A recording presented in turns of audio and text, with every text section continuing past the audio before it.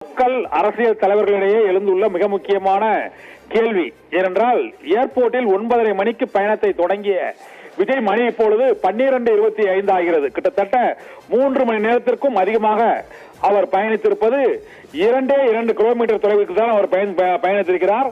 Airport, Subramaniapuram மற்றும் TVS tollgate என்ற 2 இடங்களுக்கு மட்டுமே 12:25 வரை அவர் பயணித்திருக்கிறார்.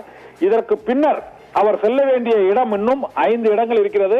ஒரே நேர்வழிச்சாலை தான் என்ற போதிலும் வாகனம் ஊர்ந்து செல்வதால் இந்த ஏர்போர்ட் டு அந்த மரக்கடை 10 கிலோமீட்டர், சுமார் 8.5 கிலோமீட்டரிலிருந்து 10 கிலோமீட்டர் தொலைவுக்கு இருக்கிறது. ஏனென்றால் அது சுரங்கப்பாதை, அந்த திருப்பங்கள் அனைத்தும் சேர்ந்து ஒரு 10 கிலோமீட்டர் பாதை இருக்கிறது என்று கூறப்படுகிறது. இந்த பாதையானது இப்போது விஜய் இருப்பது டிவிஎஸ் டோல்கேட். இதற்கு அடுத்து அவர் செல்லக்கூடிய பாதையானது கல்லுக்குழி மேம்பாலம், அதைத் தொடர்ந்து தலைமை தபால் நிலையம்,